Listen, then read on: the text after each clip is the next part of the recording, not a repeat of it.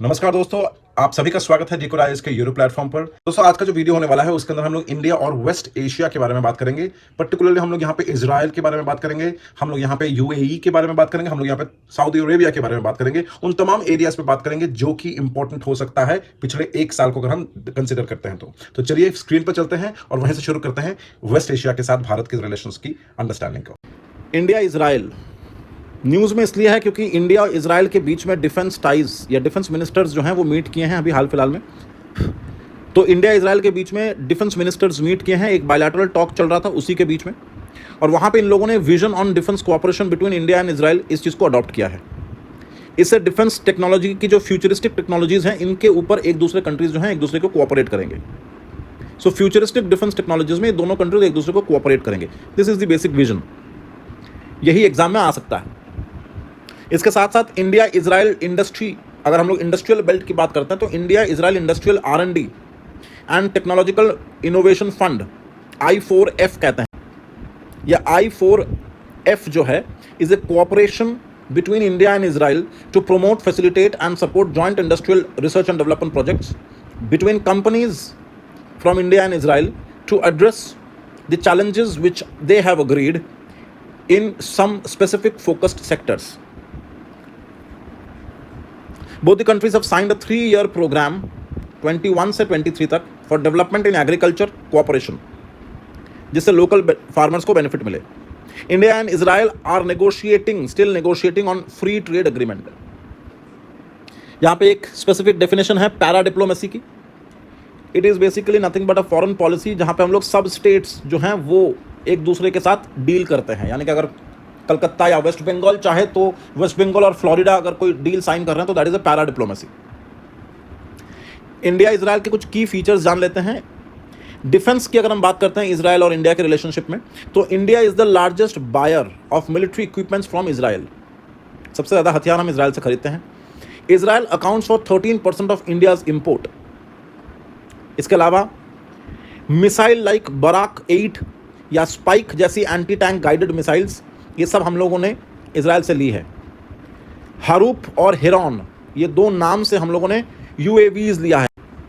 India is benefiting from Israel's expertise. इनके पास technology बहुत तगड़ी है, तो इंडिया को बेनिफिट मिल रहा है इजराइल के साथ काम करके या पैक्ट करके, क्योंकि उनकी एक्सपर्टीज हमें मिल रही है, उनकी टेक्नोलॉजीज हमें मिल रही है, particularly in micro irrigation and horticulture. इसके अलावा India is Israel third largest trading partner in 2020-21। Para diplomacy के जो एग्जाम्पल में आप ले सकते हो, उत्तर प्रदेश ने हाल फिलहाल में साइन किया है plan of cooperation with Israel to resolve the water crisis in Bundelkhand region. तो इंडिया नहीं कर रहा है, इंडिया ऑब्वियसली है, लेकिन उत्तर प्रदेश इजराइल के साथ जाके डील साइन कर रहा है। That is a part of para diplomacy. अगला जो टॉपिक है वो है इंडिया सऊदी अरेबिया।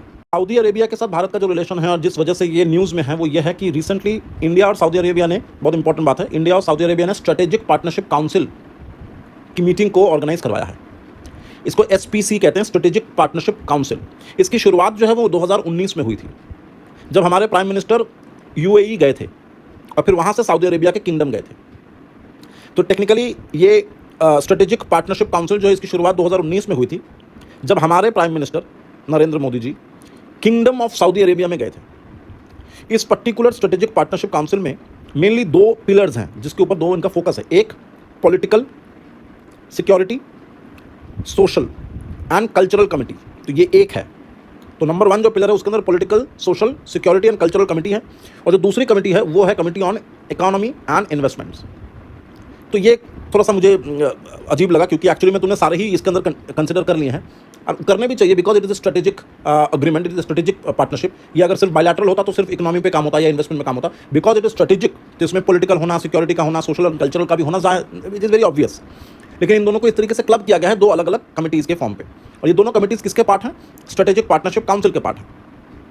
अब इसके अलावा कुछ रिलेटेड इस पर्टिकुलर टॉपिक से कुछ रिलेटेड न्यूज़ हैं, जैसे middle east green initiative, MGI, middle east green initiative. इसके अंदर 2022 में जो समिट हुई थी रिसेंटली, उसके अंदर सऊदी अरेबिया ने लीड किया था उनके रीजनल डायलॉग को ऑन क्लाइमेट। ठीक है, उसके अंदर लीडर्स जो हैं अक्रॉस दी डिफरेंट कंट्रीज, खास करके middle east and north Africa से जितने सारे लीडर्स आते हैं, सब लोगों ने इस चीज़ का समर्थन किया था। एक्चुअली में ग्रीन इनिशिएटिव जो है या मिडिल ईस्ट ग्रीन इनिशिएटिव जो है, इसका उद्देश्य क्या है, इसका एम क्या है? एम यह है कि हम लोग को रिड्यूस करना है कार्बन एमिशन, बट नेचुरल, लेकिन कितना? We need to reduce it from a regional hydrocarbonation production by more than 60%। तो हमें रिड्यूस करना है 60% तक। सिर्फ इतना ही नहीं, हमें प्लांट करना पड़ेगा, पेड़ लगाने पड़ेंगे, लगभग 50 बिलियन ट्रीज, 50 बिलियन ट्रीज लगाने पड़ेंगे, particularly in the Middle East countries. इन दो चीज़ों को करने से उम्मीद है कि हम लोग रिस्टोर कर पाएंगे क्लाइमेट को, जो ऑलरेडी डिस्ट्रॉय हो चुका है। ये 50 बिलियन ट्री को लगाने से 200 मिलियन हेक्टेयर का जो जमीन है वहां पे, जो कि ऑलरेडी डिग्रेडेड लैंड की कैटेगरी में आता है, उसको फिर से हम रिवाइव कर सकते हैं। और अगर ऐसा हो जाता है तो it can help reducing the global carbon level by 2.5%। विश्व में जो कार्बन एमिशन का जो रेट है उसको 2.5% तक गिरा सकते हैं हम लोग। हम लोग के मतलब ये कि जो मिडिल ईस्ट कंट्रीज है वो उनकी बात कर रहा हूं, उनके पर्सपेक्टिव से, ठीक है। अब कुछ की एरियाज जो इंडिया सऊदी अरेबिया रिलेशनशिप को जो है दर्शाता है। नंबर 1, सऊदी अरेबिया जो है वो इंडिया का 4th लार्जेस्ट ट्रेडिंग पार्टनर है। अप्रॉक्सीमेटली $42.86 बिलियन का ट्रेड किया है हम दोनों कंट्रीज ने in the financial year of 2022। Saudi Arabia जो है वो एक की सप्लायर है इंडिया का विद रिस्पेक्ट टू हाइड्रोकार्बन्स, ठीक है।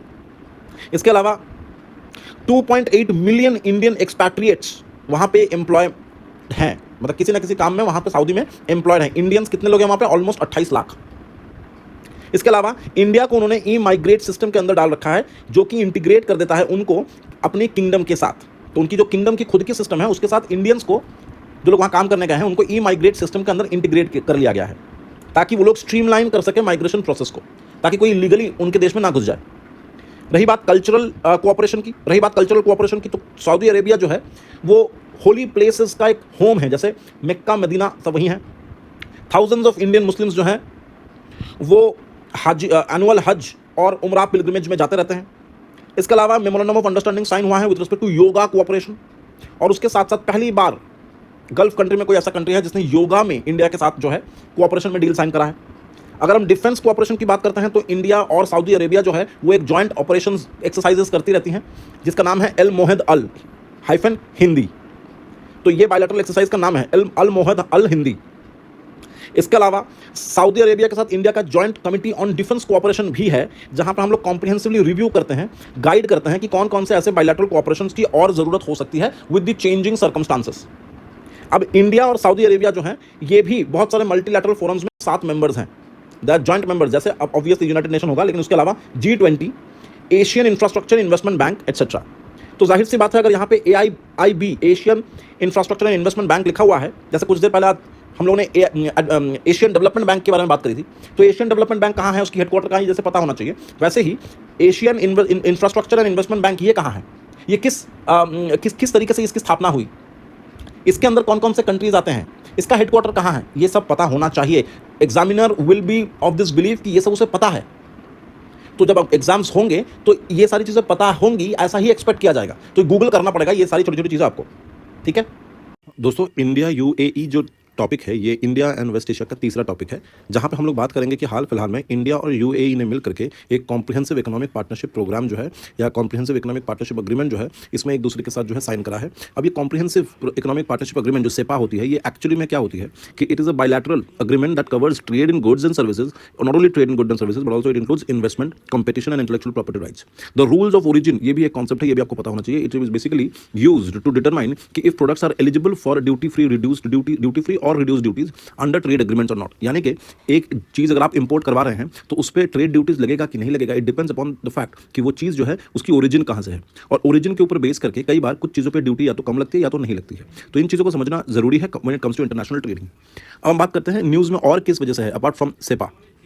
It is expected to increase the total volume of bilateral trade between goods, trade in goods. It is expected to increase the total value of bilateral trade in goods to over $100 billion, and in services approximately $15 billion within 5 years. So SEPA is likely to benefit approximately $26 billion worth of Indian products that are currently subjected to 5% import duty by UAE.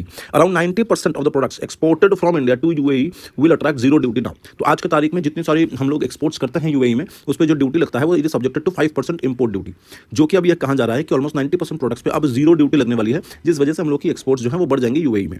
Provides for a permanent safeguard mechanism to deal with sudden surge in import of any product. अगर मान लेते हैं duty कम होने की वजह से excessive amount of import शुरू हो जाती है, जिससे किसी भी कंट्री की डोमेस्टिक इकोनॉमी जो है वो खतरे में आ जाती है, ऐसे सिचुएशन में परमानेंट सेफगार्ड मैकेनिज्म्स भी ऑलरेडी इस कॉम्प्रिहेंसिव इकोनॉमिक पार्टनरशिप एग्रीमेंट में इसके बारे में भी जिक्र किया गया है as to how to deal with such situations. इसके अलावा automatic registration and marketing authorisation of Indian generic medicine once they approved in developed countries. एक बार डेवलप्ड कंट्रीज में अगर ये अप्रूव हो जाती हैं तो जैसे ही यूएई मार्केट में घुसेगी तो ये उसको फिर से ऑथराइजेशन करने की जरूरत नहीं पड़ेगी या रजिस्ट्रेशन करने की जरूरत नहीं पड़ेगी। That will be done automatically. Hassle free बनाने की कोशिश हो रही है, जो मेन मुद्दा है। इसके अलावा it also has a stringent rules of origin reflecting requirement of substantial processing of up to 40% value addition. किसी भी एरिया से अगर हम कहते हैं कि हाँ हमारा पर्टिकुलर प्रोडक्ट जो है उस एरिया से, जिस वजह से हम क्लेम करते हैं कि ये रूल्स ऑफ ओरिजिन के अंदर आता है, जिसमें हमें ड्यूटी या तो रिड्यूस रेट में देनी पड़ेगी या तो नहीं देनी पड़ेगी, तो ये प्रूफ करने के लिए कि आपका जो प्रोडक्ट है वो उसी एरिया से बिलोंग करता है, तो इसमें ये चीज़ है कि जो आपका प्रोडक्ट है, फाइनल प्रोडक्ट, उसका 40% जो आपका जो मैन्युफैक्चरिंग है वो उस पर्टिकुलर जगह से होनी चाहिए, एक पर्टिकुलर जगह से होनी चाहिए 40%। तो ये 40% becomes relevant for your MCQ. इसके अलावा अगर कुछ बेसिक चीज़ों के बारे में आपसे पूछते हैं इंडिया यूएई रिलेशंस के बारे में, एक चीज़ तो ये है कि ये जो मैप्स हैं ये मैप बहुत ज़रूरी है, बहुत ही ज़रूरी है, क्योंकि वो लोग कहीं से भी कुछ भी पूछ सकते हैं। जैसे स्ट्रेट ऑफ हॉर्मोज कहाँ है ये पूछ सकते हैं, किन दो कंट्रीज के बीच में स्ट्रेट ऑफ हॉर्मोज है आपसे पूछ सकते हैं। पर्शियन गल्फ के आजू बाजू जितने सारे कंट्रीज हैं वो कौन कौन से कंट्रीज हैं, किस तरीके से अरेबियन सी से लेकर के सुएज कैनल तक अगर आप लोग वेस्ट की तरफ बढ़ते रहोगे तो किस क्रोनोलॉजी में ईस्ट टू वेस्ट जो है वो नदी समुद्र जो है या गल्फ जो है वो किस तरीके से अरेंज्ड है, इस तरीके के क्वेश्चंस पूछे जा सकते हैं। आपसे ये भी पूछा जा सकता है कि ट्रॉपिक ऑफ कैंसर के ऊपर कौन से कंट्रीज हैं, ट्रॉपिक ऑफ कैंसर के नीचे कौन से कंट्रीज हैं गल्फ में। तो map is very crucial when it comes to international relations. बात करते हैं यूएई और इंडिया के की फैक्ट्स के बारे में। यूएई जो है वो इंडिया का 3rd बिगेस्ट ट्रेडिंग पार्टनर है apart from US and China. अगर हम डिफेंस और सिक्योरिटी की बात करते हैं तो रेगुलर मिलिट्री एक्सरसाइजेस हम लोग करते हैं। फॉर एग्जांपल डेजर्ट ईगल जो है वो मैरीटाइम कोऑपरेशन के लिए हम लोग जॉइंटली ड्रिल्स करते रहते हैं। Both the countries jointly committed to fight extremism on all forms of terrorism, तो ये भी एक अच्छी चीज़ है। इसके अलावा हम लोगों ने UAE has been the highest number of Indian diaspora, UAE has the highest number of Indian diaspora. लगभग 35 लाख लोग हमारे भारतीय जो हैं वो यूएई में रहते हैं कामकाज के चक्कर में, जिसके वजह से वहाँ से जो रेमिटेंसेस आती हैं इंडिया में वो लगभग $17.06 बिलियन की मात्रा में आती है, कुछ बिग अमाउंट, और ये डेटा 2019 का है। इसके अलावा इसरो ने जो है हाल फिलहाल में यूएई का पहला नैनो सैटेलाइट जो है उसको लॉन्च किया। ये भी एमसीक्यू बन सकता है कि इसरो ने लॉन्च किया है, और यूएई का पहला नैनो सैटेलाइट का नाम भी पूछ सकता है, विच इज नाइफ 1। इसके अलावा जो एनपीसीआई इंटरनेशनल पेमेंट सिस्टम है, एनपीसीआई जो नेशनल पेमेंट सिस्टम है हमारे इंडिया में, वो इंटरनेशनल पेमेंट लिमिटेड के नाम से भी है, जिसका मतलब यह है कि an international arm of national payment corporation of India जो है हैज अनाउंस्ड दैट भीम या यूपीआई जो है is now available at NEOPAY terminal across UAE. इसके अलावा ग्लोबली अगर हम देखें तो यूपीआई जो है is has been accepted in Bhutan and Nepal and is likely to go in Singapore later in 2022। India and UAE are members of multilateral forum such as UN, WTO, Asian infrastructure development, Asia's infrastructure investment bank and Indian ocean rim association. तो कहने का मतलब यह है कि आपको ये कुछ बेसिक चीज़ों के बारे में पता होना चाहिए when it comes to India and UAE. इसमें से क्वेश्चंस जो बन सकते हैं वो है इसरो वाला क्वेश्चन बन सकता है, एनपीसीआई का इंटरनेशनल आर्म जो बना है वो पूछ सकता है, भीम यूपीआई जो है वो ग्लोबली एक्सेप्टेड है अपार्ट फ्रॉम यूएई, भूटान और नेपाल में भी एक्सेप्टेड है, ये भी पूछ सकता है। सिंगापुर में भी हम लोग इस चीज़ को कंटिन्यू करने वाले हैं बाय द एंड ऑफ 2022। ठीक है, तो ये सारे कुछ क्वेश्चंस हैं जो कि आपको वेस्ट एशिया या सेंट्रल एशिया के एरिया से पूछा जा सकता है। दोस्तों इसी के साथ इस वीडियो को समाप्त करते हैं। आने वाले वीडियो में एक और सेगमेंट ऑफ इंटरनेशनल रिलेशंस को लेकर आपके सामने प्रस्तुत करेंगे। अगर आप लोगों ने अभी तक चैनल को सब्सक्राइब नहीं किया तो do subscribe to the channel. Thank you, take care.